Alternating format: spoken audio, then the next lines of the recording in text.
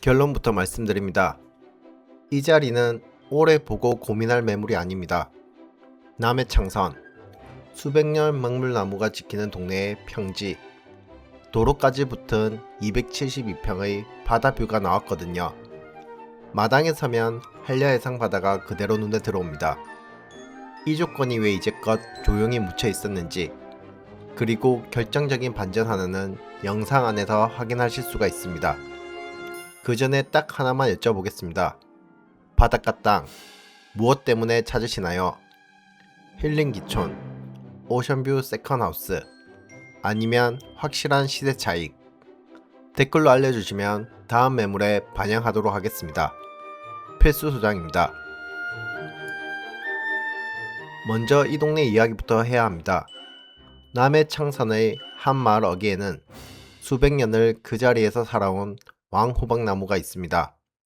천연기념물로 지정될 만큼 귀한 나무라 일부러 이 나무 하나를 보러 찾아오는 분들도 적지 않습니다. 그런데 제가 매물보다 나무 이야기를 먼저 꺼내는 데에는 이유가 있습니다. 한 그루 나무가 수백 년을 버텨낸 자리라는 건 그만큼 오래전부터 사람이 털을 잡고 살아온 검증된 땅이라는 뜻이거든요. 바람이 거칠거나 물이 들이치는 자리에는 이런 녹어수가 끝까지 남아있지 못합니다. 한마디로 살기 좋은 터라는 걸 이 나무가 수백 년째 대신 증명하고 있는 셈입니다. 오늘 보실 매물은 바로 그 나무가 지켜온 동네 안에 자리합니다.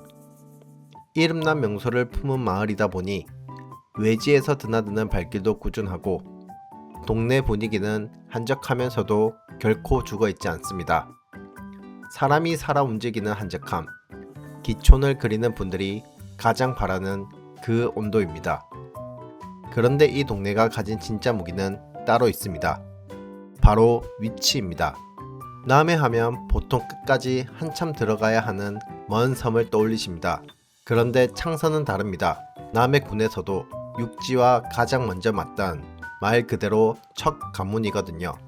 사천 삼천포 쪽에서 다리만 건너면 바로 닿는 자리라 같은 남해라도 안쪽 깊은 동네들과는 접근성 자체가 다릅니다. 이게 왜 중요하냐 하면 기촌이든 세컨하우스든 결국 발목을 잡는 건 생활이기 때문입니다. 큰 병원, 대형마트, 시외버스, 이게 차로 멀면 한두 달은 낭만이지만 1년이 지나면 지칩니다. 창선은 삼천포 생활권을 그대로 끌어다 쓰면서도 동네 안쪽은 신호등 몇 개 없는 한적함을 유지합니다. 불편함은 덜어내고 번잡함은 들이지 않는 어중간하지 않은 균형입니다. 여기에 관광자원까지 받쳐줍니다. 앞서 말씀드린 그 명소에 더해 바다를 낀 드라이브 코스와 해안 동선이 사철 사람을 불러들입니다. 정주 여건과 관광 소요가 함께 도는 동네는 시간이 지날수록 빠져나가는 게 아니라 채워지는 쪽으로 움직입니다. 입지가 이 정도면 보통은 땅값이 올라야 합니다. 그런데 정작 많은 분들이 놓치는 건 입지가 아니라 땅의 생김새입니다. 바로 이 지점에서 오늘 매물의 진짜 가치가 갈립니다. 숫자부터 정확히 짚어나가겠습니다. 면적은 899제곱미터, 평수로는 272평입니다. 지목은 답, 그러니까 현황은 논이고 용도지역은 생산관리지역입니다. 지형은 평지에 모양은 반듯한 정사각형은 아닌 부정형이지만 도로의 두 면이 접한 세로 각지입니다. 여기서 솔직하게 말씀드릴 부분이 있습니다. 지목이 답이기 때문에 집을 지으려면 농지 전용 절차를 먼저 거쳐야 합니다. 생산관리지역은 단독주택이거나 전원주택은 충분히 앉힐 수가 있지만 큰 규모의 숙박시설이나 상업시설까지는 제한이 있어 카페나 펜션을 크게 그리신다면 인허가를 따로 검토하셔야 합니다. 또 명소가 가까운 만큼 역사, 문화, 환경 보전 지역에 포함돼 경관 관련 심의가 붙을 수도 있습니다. 이 사실을 굳이 먼저 꺼낸 이유는 이 땅의 성격이 그만큼 분명하기 때문입니다. 대규모 개발지가 아니라 바닥 끼고 조용히 사는 단독, 전원, 세컨하우스라는 자리라는 뜻입니다. 대신 이 땅에 곧바로 돈으로 환산되는 강점이 있습니다. 우선 맹지가 아닙니다. 두 면이 도로에 접해 진입은 확실하고 무엇보다 평지라 흙을 깎고 메우는 토목 비용이 거의 들지가 않습니다. 경사지를 덜컥 샀다가 옹벽치고 평탕 작업을 하느라 예산이 2배로 뛰는 경우 현장에선 정말 흔합니다. 272평이라는 규모도 혼자 감당하기 부담없는 딱 한 가족이 누리기 좋은 크기입니다. 그리고 이 평지 위에 직접 서보면 왜 이 자리가 특별한지 단번에 이해가 되는 장면이 펼쳐집니다. 바다뷰라는 말 요즘 너무 흔하게 쓰입니다. 그런데 막상 가보면 저 멀리 수평선이 손톱만큼 걸린 걸 바다뷰라고 부르는 경우가 태반이거든요. 이 자리는 그런 뷰가 아닙니다. 평지에 올라서면 한려해상의 잔잔한 물결이 눈높이에서 그대로 펼쳐집니다. 점점이 떠있는 작은 섬들이 그림처럼 박혀있고 날 좋은 날엔 건너편 해안선까지 또렷하게 들어옵니다. 멀찍이 두고 바라보는 풍경이 아니라 생활하는 자리 안으로 바다가 걸어 들어오는 느낌입니다. 한번 그려 보십시오. 아침에 마당으로 나와 커피 한 잔을 드는데 그 너머로 바다가 반짝이고 있습니다. 빨래를 넣는 평범한 순간에도 배경은 늘 바다고요. 계절이 바뀌면 물빛도 따라 바뀝니다. 썸네일에 적었던 그 한 줄, 마당에 바다가 들어온다는 말은 과장이 아니라 이 땅을 가장 정확하게 설명하는 표현입니다. 이런 풍경은 사실 돈으로 환산하기가 어렵습니다. 평수로도 공시지가로도 잡히지 않는 그런 가치거든요. 그런데 바로 그래서 더 궁금해집니다. 이 자리에 값을 매긴다면 과연 얼마가 적당할까요?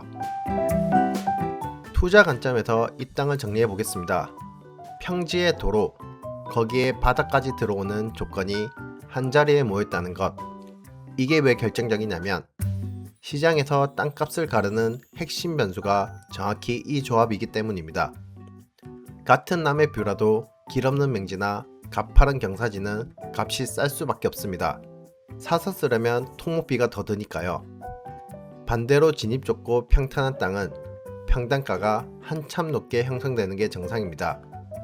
여기에 이 동네는 이름난 명소를 끼고 있어 사람 발길이 꾸준하고 남의 척간문이라 대팔 때 황금성까지 받쳐줍니다.